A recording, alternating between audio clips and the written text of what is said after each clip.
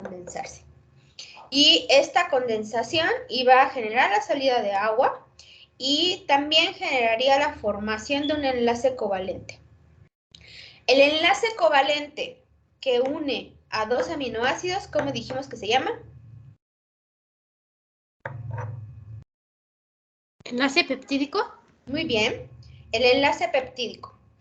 Esta formación del enlace peptídico se va a dar dentro de una célula gracias a los ribosomas, pero mencionamos que aquí lo íbamos a dejar así como que la gran incógnita para poder verlo ya cuando viéramos o cuando platicáramos sobre la traducción. Pero algo importante de aquí es que este enlace peptídico es conocido como un enlace rígido y plano. ¿Por qué es conocido como rígido y plano? Debido a un juego bastante interesante que se va a dar en esta región, en esta parte de aquí. Ahí. Aquí. Esa zona que puse ahí en rojito es la zona del enlace peptídico. Déjenme cambiar algo aquí rápido. Sí, lo vamos a ver mejor aquí. Voy a cambiarle porque eso lo vamos a ver mejor en esta parte. Esta parte de aquí es el enlace peptídico. Ajá, eso que estoy poniendo ya en punteado de rojo es esto mismo de acá, pero me sirve más este dibujito de aquí. ¿Por qué se dice que es rígido y plano? Se dice que es rígido y plano debido a un juego de electrones que va a estar moviéndose continuamente dentro de la estructura. Entonces, debido al ángulo que se está formando ahí, vamos a tener un par de electrones. Ese par de electrones lo va a captar el oxígeno por la electronegatividad que tiene. Entonces, cuando los capta, se forma este doble enlace. A este doble enlace se le conoce como pseudo doble enlace.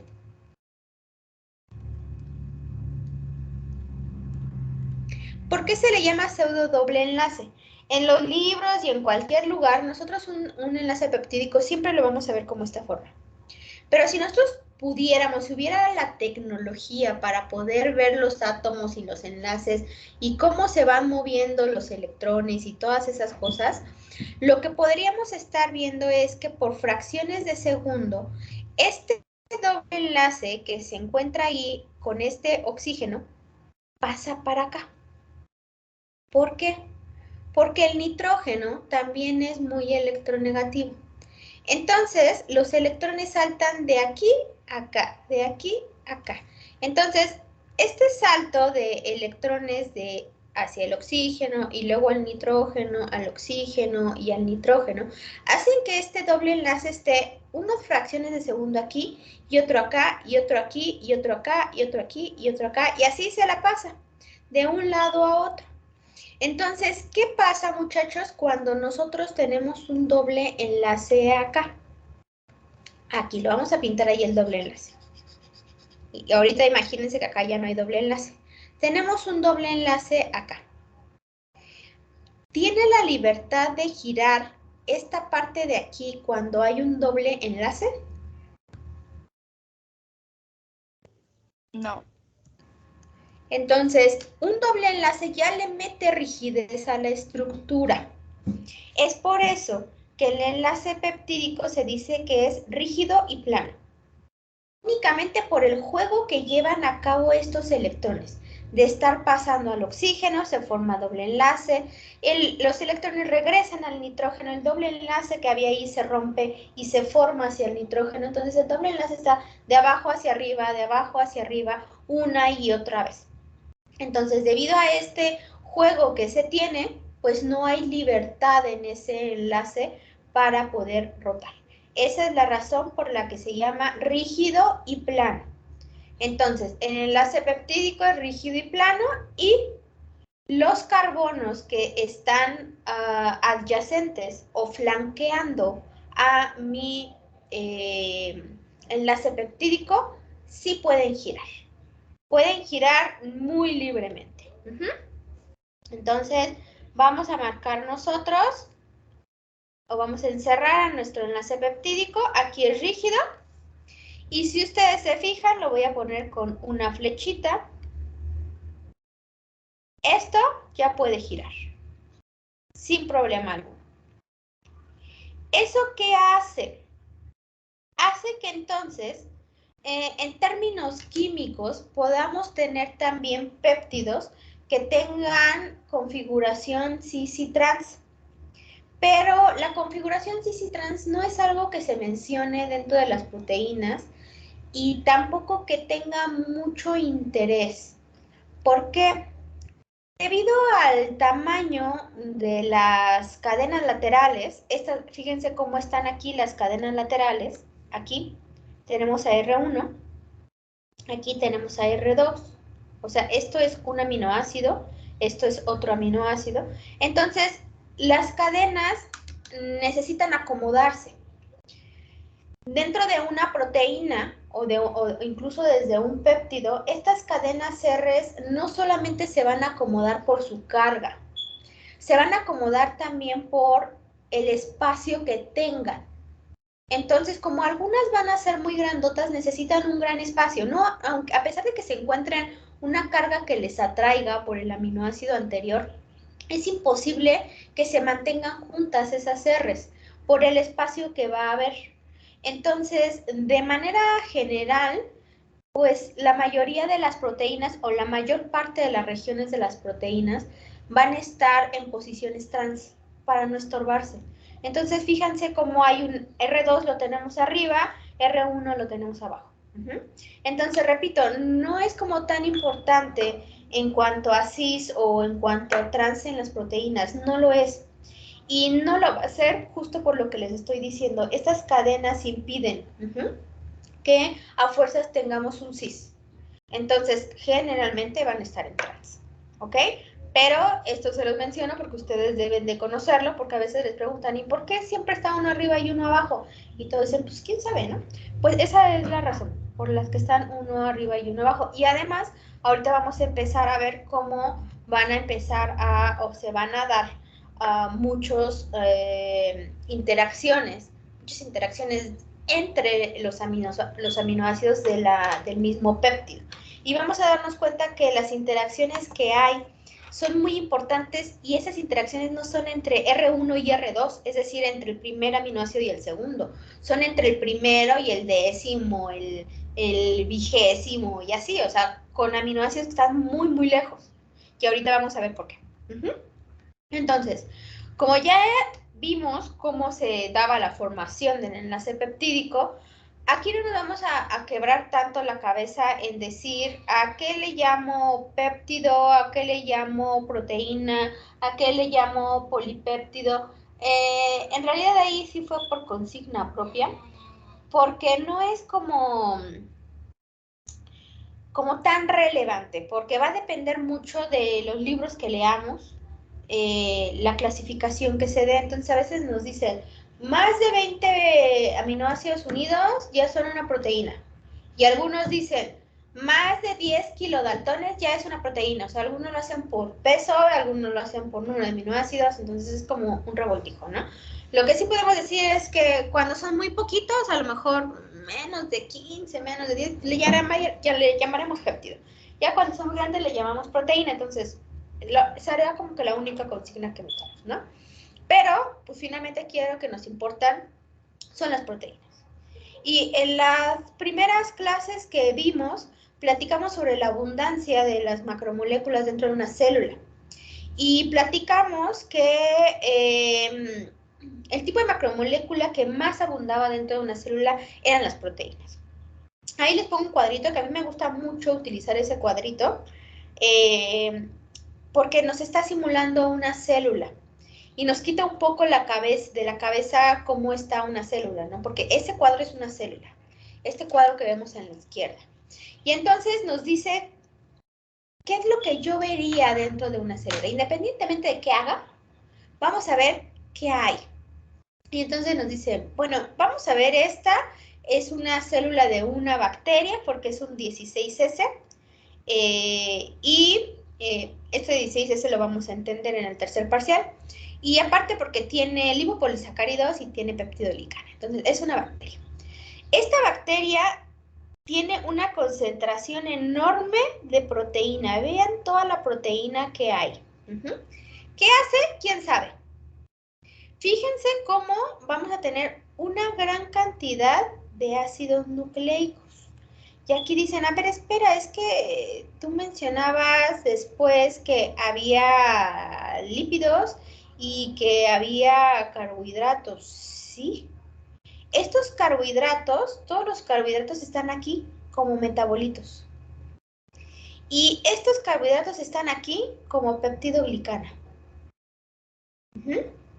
Y estos carbohidratos también pueden estar aquí, dentro de los ácidos nucleicos, porque los ácidos nucleicos también van a tener un azúcar. Vean cómo tenemos acá los lípidos. Los lípidos los tenemos de este lado. Los lípidos pueden estar asociados a sacáridos, entonces tenemos a los lipopolisacáridos. Entonces aquí también tenemos a carbohidratos, aquí metidos. Pero vean la gran cantidad o el gran espacio que ocupan las proteínas. Las proteínas ocupan cerca del 55% del peso seco, al menos de esta bacteria. O sea, el 50% de bacteria es proteína. Y esta proteína obviamente no es una megaproteína, no es una sola, sino que está dividida en muchas moléculas. Entonces se dice que una sola bacteria puede tener cerca de 3 millones de moléculas. No quiere decir que la bacteria va a tener 3 millones de proteínas diferentes, no. Aquí solamente está hablando de número. Yo puedo tener a lo mejor solo 20 proteínas diferentes, pero en cantidad son muchas copias. Entonces, yo puedo tener 3 millones de proteínas ahí dentro. Acomodadas, ¿cómo? Si son tan grandotas. ¿Cómo le hacen para estar en una bacteria tan chiquita que yo ni siquiera voy a alcanzar a ver? ¿Han visto bacterias en el microscopio? Sí, Miss. Entonces, si se fijan en un portaobjetos, en una mini gotita, puedo tener miles de bacterias ahí y ellas pueden estar viviendo felizmente, ¿no? O sea, que sean miles, no quiere decir, perdón, que estén todas aplastadas o todas amontonadas, sino pues son bien pequeñititas, entonces tienen la capacidad. Ahora, estas proteínas van a tener muchas funciones. Las funciones las vamos a ver en la siguiente clase. Y estas funciones ustedes van a ver que son magníficas, porque pueden ser parte únicamente de la membrana, perdón, como ya los vimos. O sea, ya vimos que pueden estar en la membrana y que pueden estar ahí atrapadas por siempre y para siempre, o pueden estar formando un canal, o pueden estar haciendo un montón de cosas. Entonces, para que estas proteínas le quepan a una pobre bacteria pequeñita, pues tienen que estar compactadas. Las proteínas siempre van a estar compactadas. Vamos a tener proteínas muy grandes que nosotros vamos a poder ver, pero vamos a tener proteínas muy pequeñas que nosotros no vamos a alcanzar a ver. Entonces, un ejemplo de proteínas que no vamos a alcanzar a ver son las enzimas. Que a pesar de que yo no las voy a alcanzar a ver, porque nunca en la vida ustedes van a ver una sola enzima así con sus ojitos, a menos de que sean un montón de enzimas y la encuentren en una cápsula.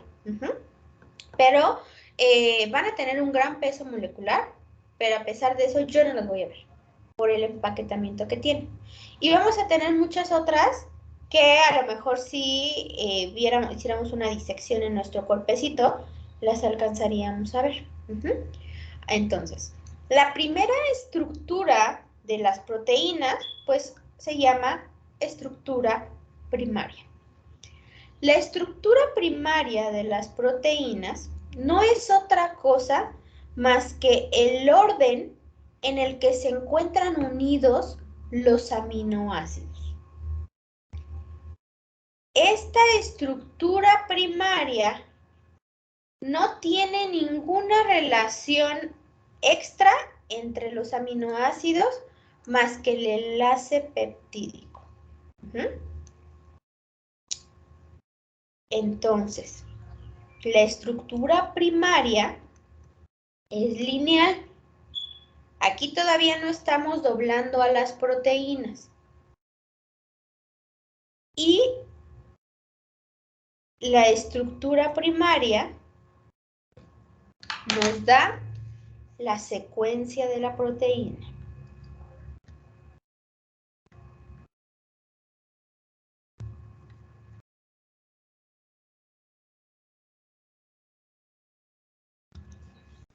A estas alturas ustedes le van a decir, ¿a quién le importa la secuencia de la proteína? Al final vamos a darnos cuenta cuál es la importancia.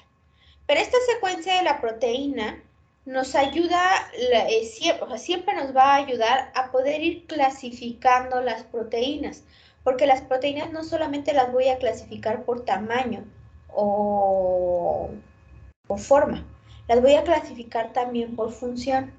Entonces va a haber secuencias que son conservadas, es decir, secuencias que se repiten en diferentes tipos de organismos y que ya se tiene asociada a una función.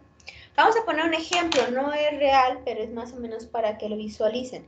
Pueden decir, cuando tenemos regiones de prolina, treonina, glicina, estamos diciendo que este es un dominio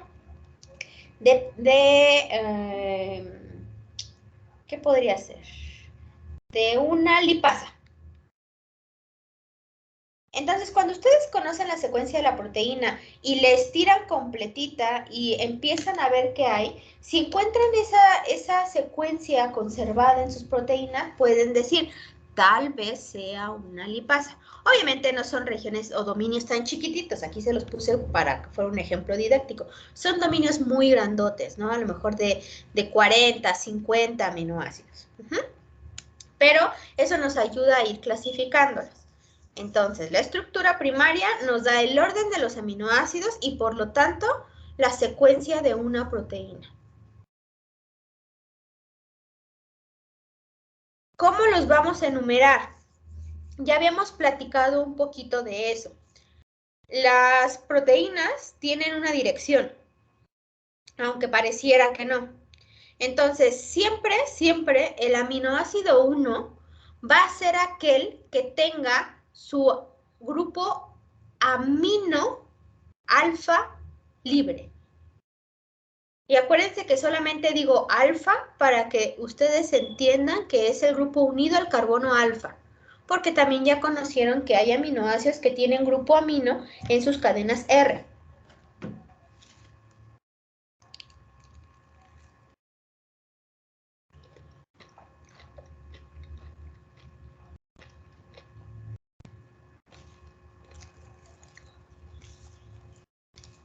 Ahora, este es el aminoácido 1.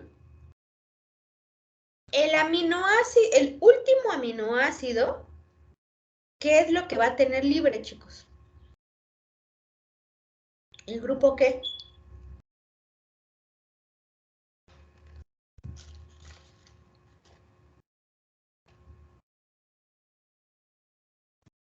¿El carboxilo? Exacto. El grupo carboxilo. Esa es la forma en la que nosotros vamos a identificar el inicio y el final de una proteína.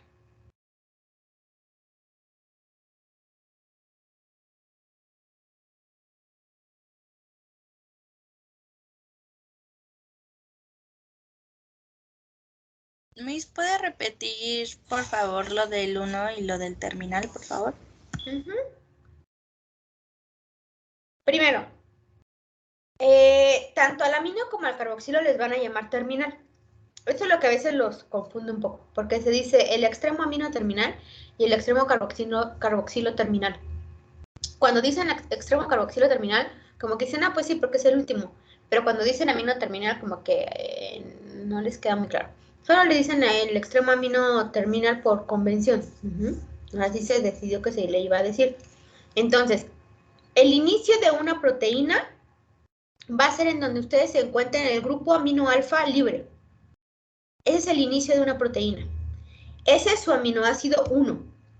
Desde ahí yo los voy a ir contando o voy a ir identificando qué es cada uno.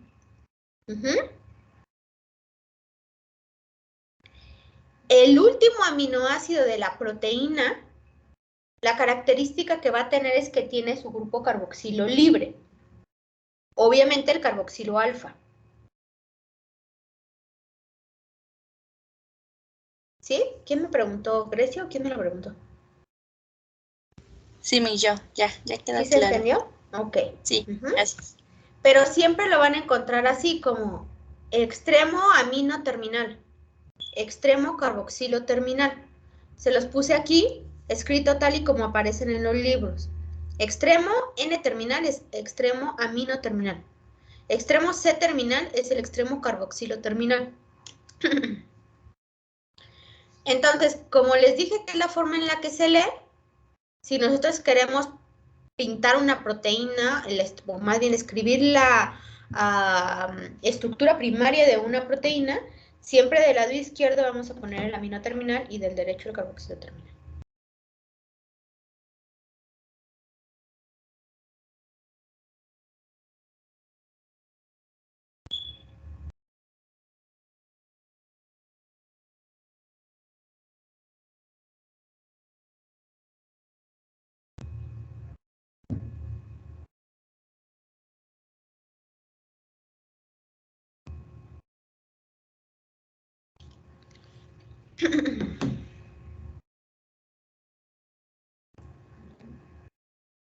Y entonces, como les dije, la estructura primaria nos da la secuencia de la proteína.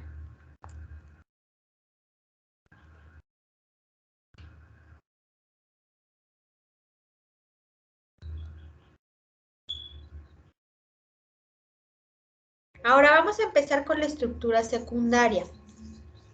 La estructura secundaria va a ser la forma en la que se va a empezar a compactar, o en otras palabras, a enrollar nuestra proteína. Y esto lo va a ir haciendo gracias a las características de su cadena R. ¿Ok? Entonces, estas cadenas R irán determinando cómo se va a doblar la estructura. Porque podemos tener diferentes tipos de estructuras secundarias. Vamos a tener esta que van aquí, que son las hélices, como la que ven en el medio, y como que la que ven en la primerita, que son hojas. Ahorita se los regreso y vemos esa parte.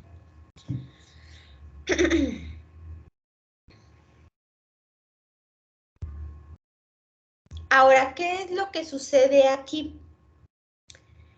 Como se van a ir enrollando o se van a ir doblando un poco las proteínas, estas proteínas van a empezar a tener o van a empezar a interactuar entre los diferentes aminoácidos. Pero aquí viene lo que yo les dije. No va a interactuar el aminoácido 1 con el aminoácido 2, no. Van a interactuar aminoácidos que en realidad están muy alejados entre ellos. ¿Cómo lo vamos a ver aquí? Vean esta o sigan esta imagen. Nosotros aquí tenemos a un aminoácido.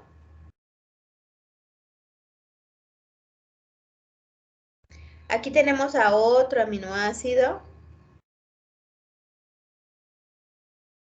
Acá tenemos a otro. Acá tenemos a otro. Entonces, vean cómo este aminoácido, voy a ponerlo con amarillo. Este aminoácido de aquí, en realidad no tiene interacción con el que está al lado. Tiene interacción con el que está más abajo. Vean, por ejemplo, aquí esta con esta. Ahí está empezando a formar puentes de hidrógeno. Entonces, la estructura secundaria se estabiliza gracias a los puentes de hidrógeno.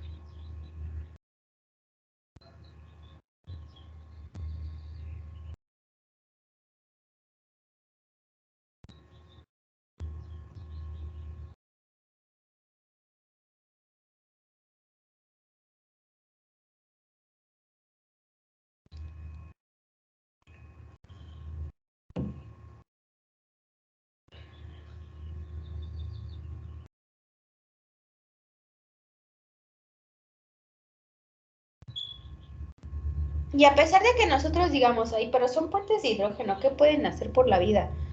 Cuando son un montón de puentes de hidrógeno los que se están formando, entonces pueden generar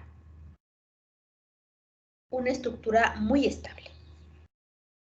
Y por eso se dice que la estructura secundaria son conformaciones locales estables.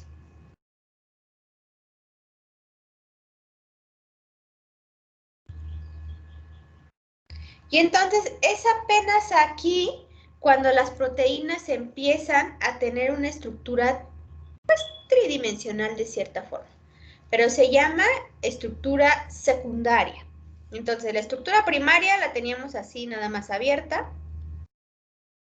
La estructura secundaria ya van generando giros.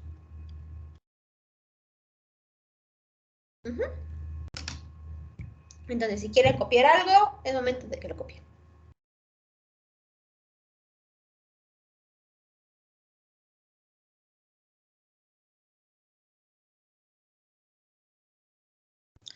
Miss, ¿qué dijo que daban los puentes de hidrógeno?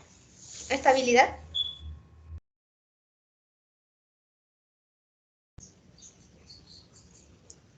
Y dijo que se dividían en dos, ¿no? En hojas y la otra no me acuerdo. Hélice, ahorita vamos a ver, no te preocupes. Ok, gracias. Con gusto.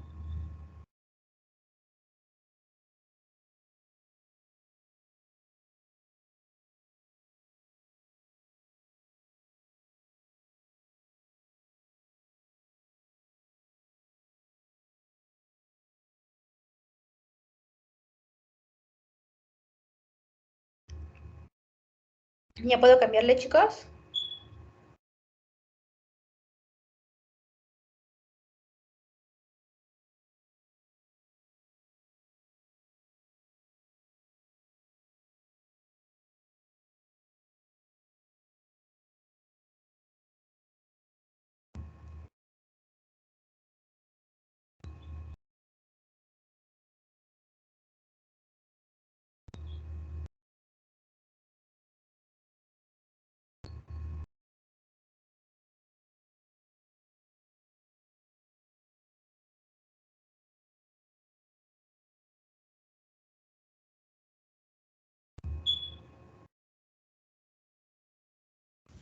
Ya, Miss, gracias. Ahora sí, aquí vamos a ver el tipo de estructura secundaria que hay. Entonces vamos a tener hélices y hojas. Las hélices son estas y las hojas son estas.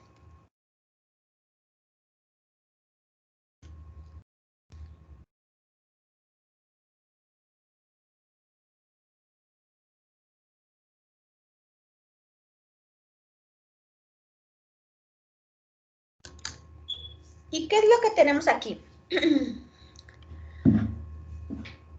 Cuando hablamos de proteínas con estudiantes que solo necesiten saber qué es una proteína y ya fin del asunto, la parte de la estructura secundaria, déjenme ver si acá se los puse. La parte de la estructura secundaria siempre se ve como, bueno, en la estructura secundaria es la primera vez que una proteína se empieza a doblar y como es la primera vez que se empieza a doblar, entonces va a formar hélices y va a formar hojas. Y ya, fin. Y entonces todos los alumnos dicen, sí, está bien sencillo, ¿no? Una proteína o se enrolla así como si fuera espiralito o se dobla como acordeón y ya todos somos muy felices.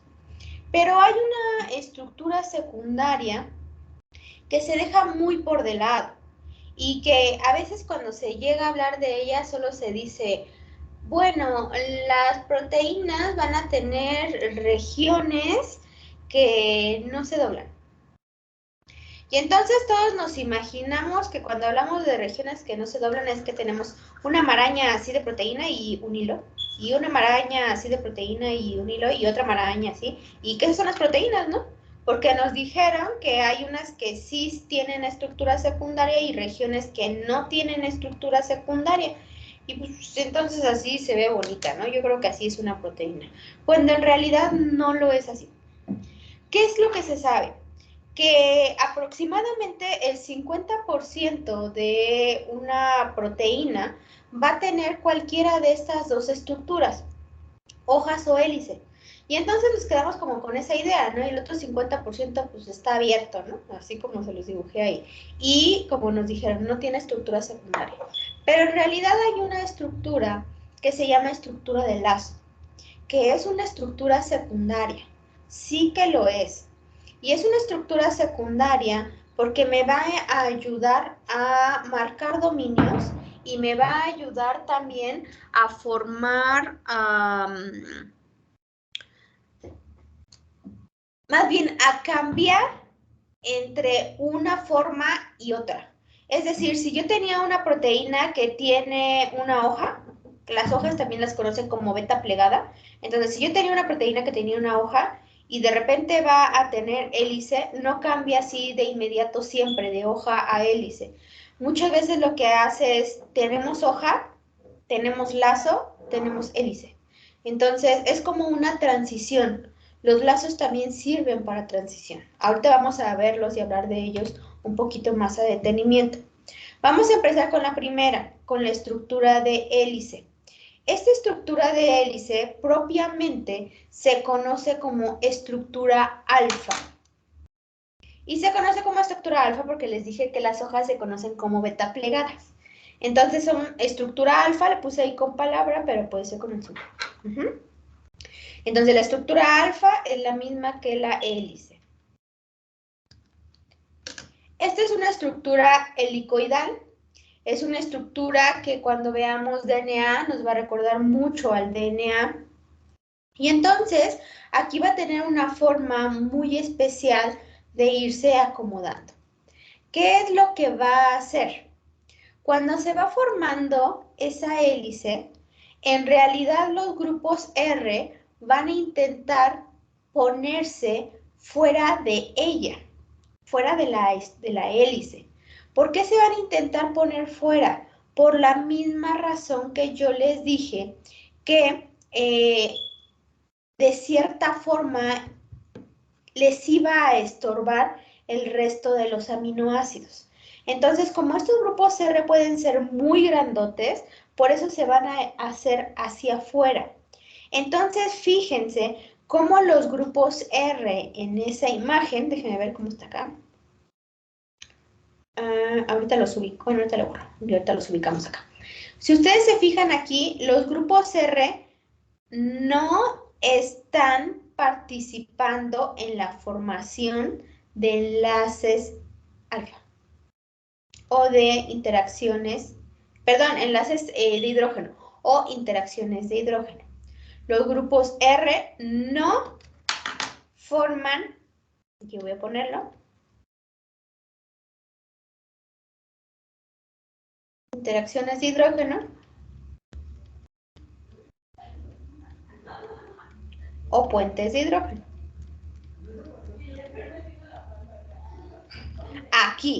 Aquí, en esta estructura alfa, apenas estamos empezando a doblarla.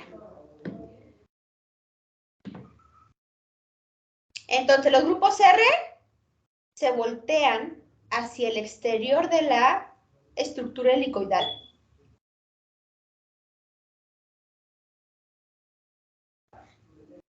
Pero, ¿qué es lo que sucede? que los hidrógenos que están unidos a mi carbono alfa o a mi carbono numérico, mi carbono quiral, él sí que va, los hidrógenos, esta región sí que va a ayudar a formar un montón de puentes de hidrógeno. Entonces se forman todos los que sean posibles y de esa forma se estabiliza la estructura. Entonces, mi estructura alfa se estabiliza por puentes de hidrógeno. En estos puentes de hidrógeno no participan las cadenas R, porque las cadenas R se mueven hacia afuera.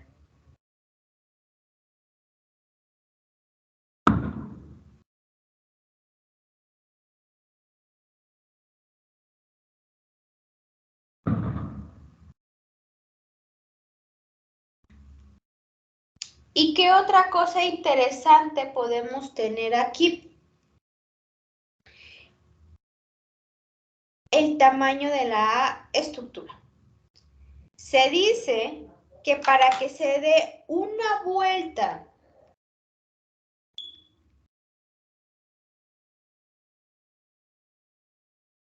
en la hélice se necesitan de 3.6 residuos.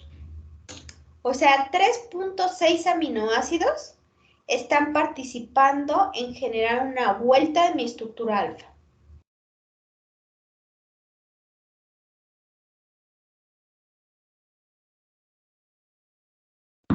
Maestra, ¿lo puede repetir? Bueno, eso que se dice que para que se forme una ¿qué?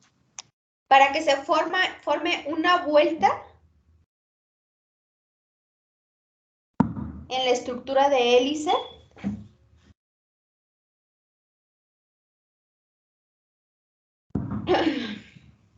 se necesitan de 3.6 aminoácidos. ¿Sí?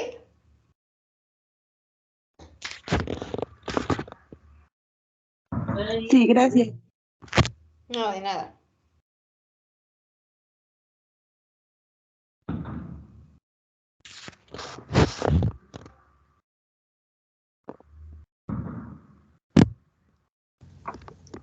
¿3.6 mis o 6.6? 3.6 aminoácidos. 3.6. Gracias. De nada. Ahí lo subrayé. Vamos a ponerlo aquí en grandotote.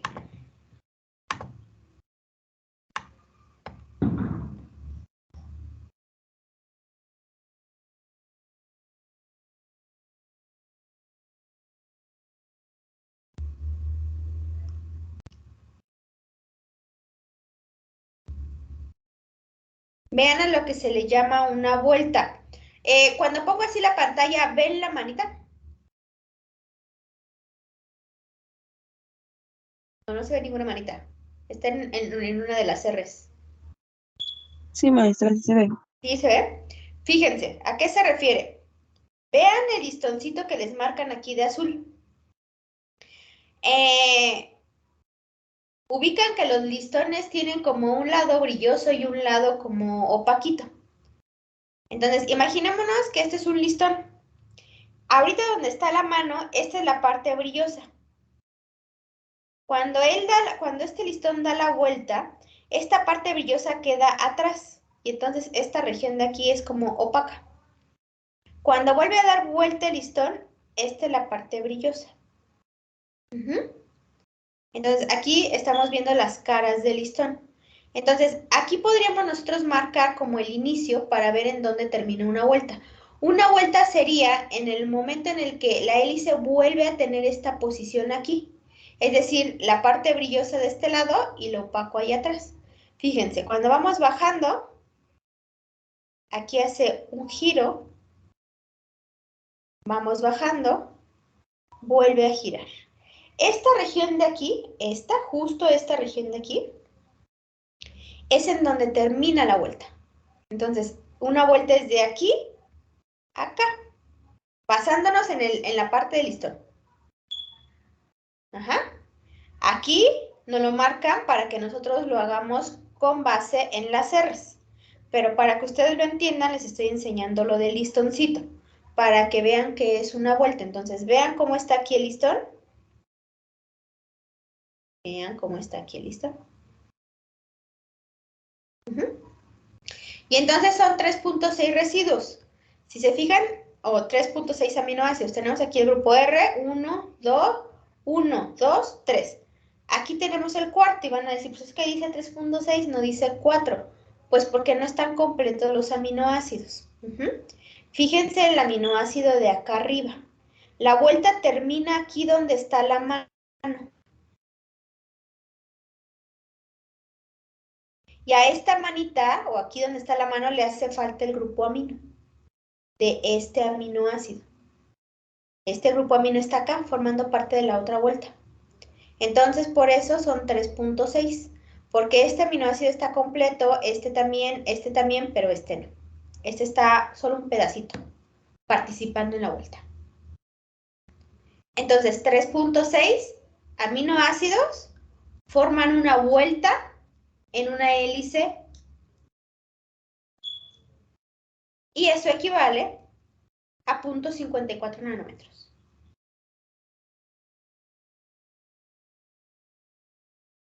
Y van a decir, ¿a quién le importa? Nos va a importar porque si en algún momento ustedes se dedican al estudio de proteínas, a ver cómo se anclan, qué es lo que pasa, pueden empezar a sacar datos importantes de ahí. Entonces, si ustedes les dicen, ah, mira, esta es una membrana que de espesor tiene 1.2 nanómetros. Y este espesor de 1.2 nanómetros tiene insertada una proteína con una estructura alfa. Entonces ustedes dicen, ah, ok, y le dice, pero no sabemos de qué tamaño es. Ustedes pueden empezar a inferir, o sea, dicen, ok, atraviesa la membrana. Solo ocupa esa parte de la membrana, entonces, si sabemos que 0.54 nanómetros son 3.6 residuos y me están diciendo que mi membrana tiene de espesor 1.2 nanómetros, pues entonces ya sé que serían 3, serían 6, serían 7.2, ¿no? Tendríamos 7.2 más o menos aminoácidos ahí. Entonces ya empiezan a inferir qué hay. O a lo mejor les dice, es una proteína con estructura helicoidal, pero no sabemos si alcance a atravesar una membrana. Pues dime cuántos aminoácidos tiene. Y entonces ya te digo cuántos giros hace y si es que la atraviesa o no. O sea, para eso son importantes esos datos. Es posible y estoy al 100% segura que ya para junio no se acuerdan que 0.54 nanómetros equivale a 3.6 residuos de aminoácidos y que eso equivale a una vuelta. Ya lo sé, pero de pronto cuando les vuelvan a hablar de eso, me queda la esperanza de que se les refresque un poco y digan, creo que sí, en algún momento de la vida lo vimos, ¿no? Y sepan en dónde buscar o qué buscar. Entonces, fíjense cómo en esta imagen se ve muy claro cómo el grupo R está viendo hacia afuera. Vean en este que está aquí, en el que pintamos. Le voy a borrar todos los rayones que le hice. Vean cómo aquí intenta explicarlo, obviamente es otra forma de explicarlo, pero vuelve a suceder lo mismo. Fíjense la interacción que hay con los puentes de hidrógeno. Vean todos los que se forman. Esta a mí me gusta por los puentes de hidrógeno. Vean todos los que se forman. Vean en dónde están los grupos R. Este es como un poquito más cercano a la realidad. Vean cómo están, o sea, tratan de ponerle los diferentes planos y vean cómo con esta representación, únicamente con esferitas, nosotros podemos ver en verde los grupos R. Vean cómo los grupos R no están participando. Pero no quiere decir que ellos no hagan nada en la vida. Solamente en esta estructura secundaria, en este tipo, no participan. Más adelante, cuando se siga doblando la proteína, ahí sí ya vamos a comenzar a ver la participación. Entonces, ¿tienen alguna duda? ¿Quieren hacer alguna anotación?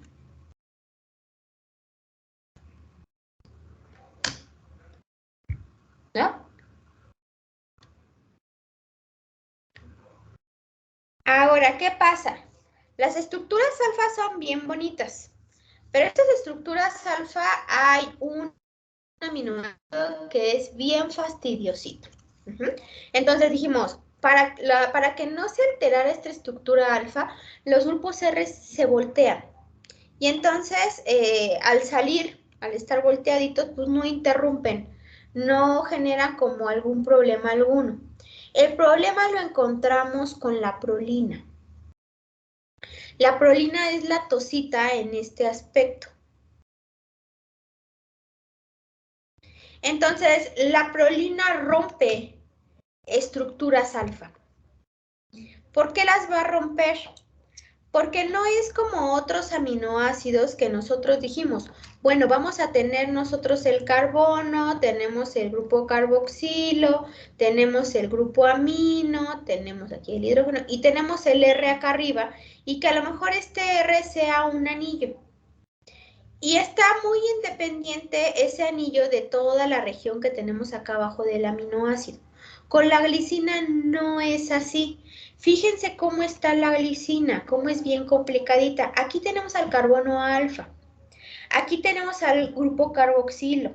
Aquí tenemos a su grupo amino, pero oh sorpresa, el anillo o la ciclación se da junto con ese grupo amino. Lo interrumpe.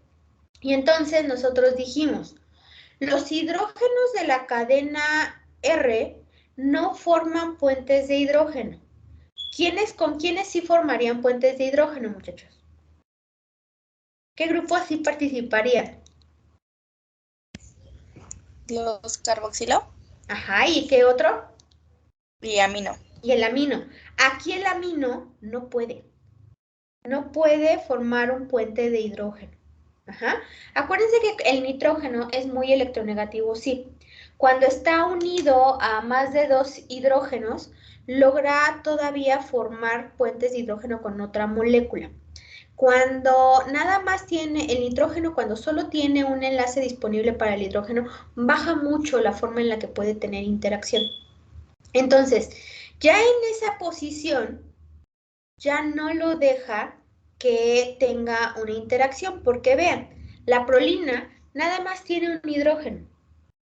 El enlace peptídico tiene que ser a fuerza con este grupo amino cuando se une a otro aminoácido. O sea, si ustedes le quieren poner un aminoácido aquí a la izquierda, este grupo amino tendrá que participar. Vean hacia acá. Aquí está la prolina. Y aquí está el grupo amino de la prolina. Vean cómo este grupo amino tuvo que reaccionar con el carboxilo. Entonces ya no tiene ningún hidrógeno. Ya no tiene cómo formar puentes de hidrógeno.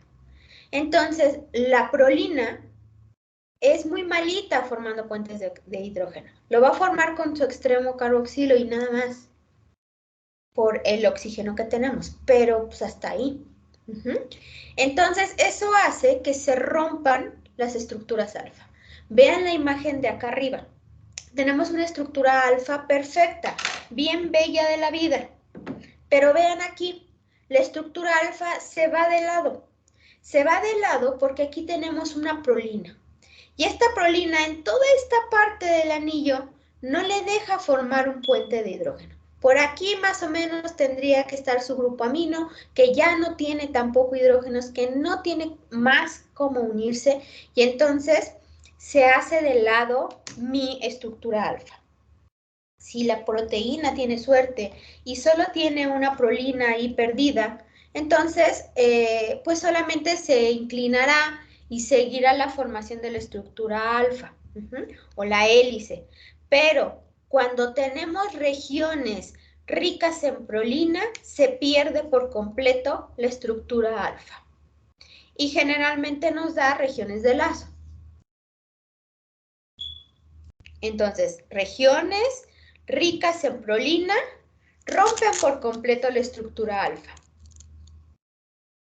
Regiones ricas en prolina generalmente tienen una estructura de lazo.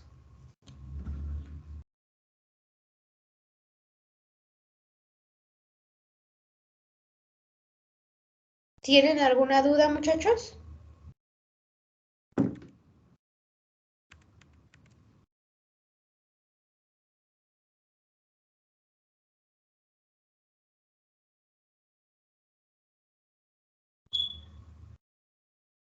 Dijo, tienen una estructura lazo.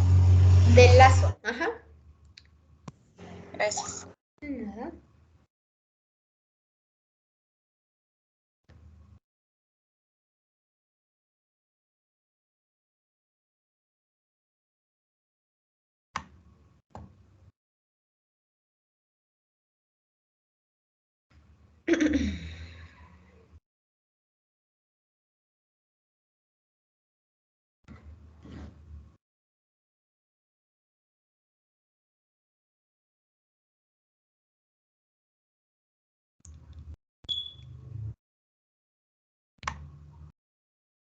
Hasta aquí vamos bien. ¿Tienen alguna duda?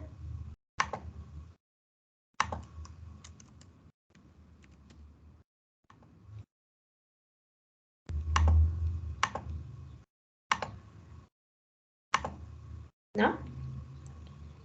Entonces, ahora sí van a empezar con su actividad. Vamos a seguir con la clase la semana que regresemos de vacaciones y en estos momentos les debe de estar llegando una actividad.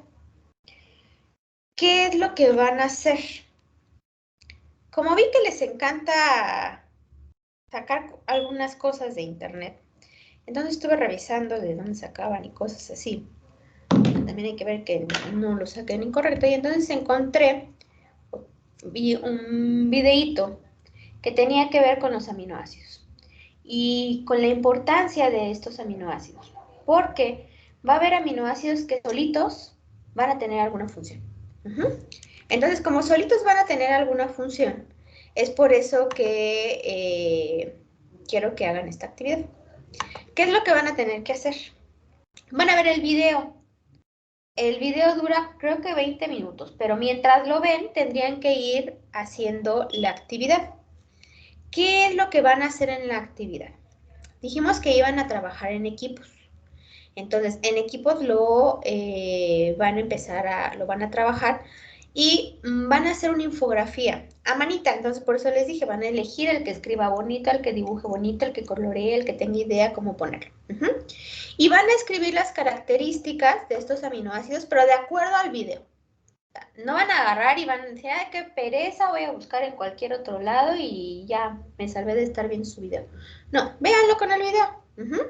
Entonces vean el video, básense en él y lo van parando para que vayan haciendo sus actividades o dicen, tú te encargas de ir viéndolo y cada quien se los va repartiendo y le van pausando en donde tengan que pausarle. 40 minutos para hacer la actividad. Entonces, no les estoy pidiendo que me pongan todo lo que dice el video, sino las características más importantes que tenga un aminoácido. Háganlo bonito para que a ustedes les llame la atención y cuando tengan que estudiarlo, se les haga mucho más fácil estudiarlo. Una vez que lo terminen, a lo mejor van a hacer muchas hojas, las unen, le toman una fotito, que se vea bien, porque luego no alcanzo a ver absolutamente nada, me lo suben y listo. Esa es la actividad que tienen que hacer el día de hoy. ¿Tienen alguna duda?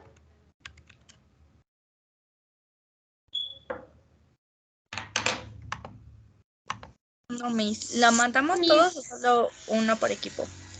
Uno por equipo. Entonces, a trabajar, muchachos. Maestra, una duda. ¿Puede ser en una hoja así blanca o tienen que ser varias? Eso ya me confundió. En una sola hoja no creo que te quepa todo. Va a tener que ser en varias, porque son muchos aminoácidos. O sea, tendrías que tenerlo todo amontonadísimo. Yo creo O que al sea, menos 2, 3 más- hojitas, sí. o sea, si es de cada aminoácido que pongan, les damos sus características a cada uno. Claro, no me vayan a hacer un aminoácido por hoja, ¿eh? Tampoco maten tantos arbolitos. O sea, pero no lo hagan tampoco todo amontonado. Sí, maestra, gracias. De nada.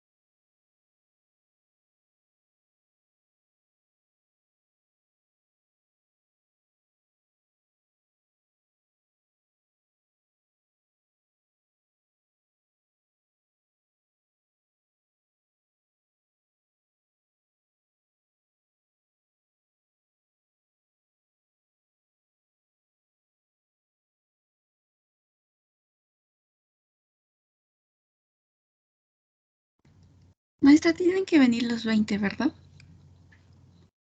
Así es. Ok, gracias.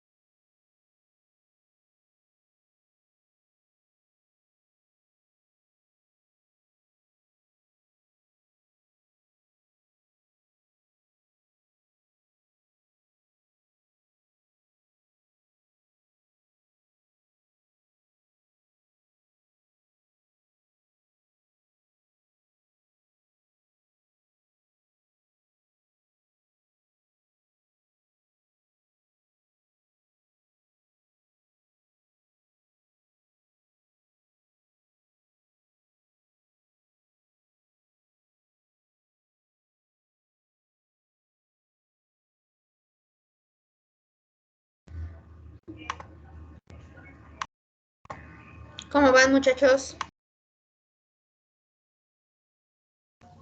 En nuestro caso ya casi tenemos toda la información. Lo que falta pues es estarla escribiendo. Ok, les voy a dar 3 minutitos más. Me mandan lo que tienen, pero con el compromiso de que para el lunes de esta semana a la otra, ya me lo mandan completito. ¿Les parece o no les parece? ¿Les mandamos solo la foto? Sí, Miss. Sí, solo la foto. Ok, sí, gracias, Miss. Conforme lo vayan mandando, me avisan y se pueden ir desconectando para que ya descansen.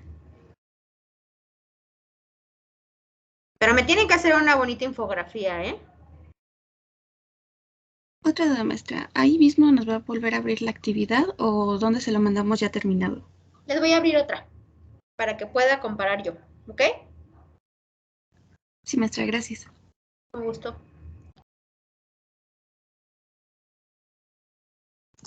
Miss, nosotras estamos igual, ya tenemos la información, pero nos falta pasarlo a papel. Pues la información Pero la tuve que haber puesto en algún lado, ¿no? sí, estamos trabajando por WhatsApp. Ok. Manden ¿Le el link. subimos capturas de eso? Ajá. Ok. No se vayan a empezar a mandar todos por WhatsApp lo mismo, ¿eh? Está bien, Grecia.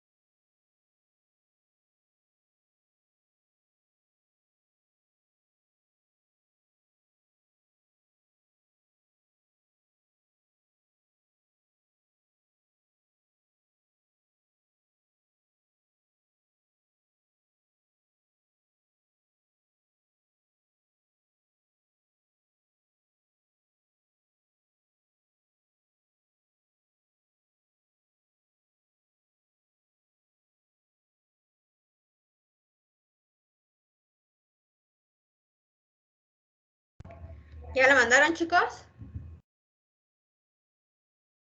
Maestra, yo tengo una pregunta. Dime. Por ejemplo, si yo voy a terminar de hacer la infografía, es que nos dividimos el trabajo y mis compañeros iban a sacar la información y yo iba a pasarla limpio, Ah, bueno, a escribir y todo eso. Entonces, le mando lo que tengamos, o sea, ¿cómo le digo? Todo mi equipo tiene la información, entonces se la mando o que cada quien le envíe lo que hizo. si quieren si les es más fácil que cada quien envíe lo que hizo. Pero ya Ah, mándenlo, ok. chicos, se les va a cerrar. Maestra, entonces si yo le tengo que pasar todo limpio, ¿qué le pongo? ¿Mis hojas o cómo? Es que pues sí, porque yo no hice nada porque le digo que así no repartimos el trabajo, porque creo O que sea, nadie tenía colores, entonces a mí me dijeron, ¿tú la haces? Y le digo, pues sí, si quieren. ¿y mientras qué hizo doña Karen? ¿Paseo o qué? No, estuve coloreando mis hojas, maestra. Ay, no, no, güey. Manden lo que tengan y listo, pero ya corran, chicos. Maestra, ¿y no nos puede dar un poquito Ok. más de tiempo? ¿Mandé? ¿No nos puede dar un poquito más de tiempo? Les voy a dar unos 5 minutitos más, pero tengo que hacer una cosa y regreso. Así que si me hablan en unos 3 minutos no voy a estar, ¿ok? Los que ya vayan mandando ya se pueden desconectar sin problema. Cuídense mucho, que tengan bonitas vacaciones.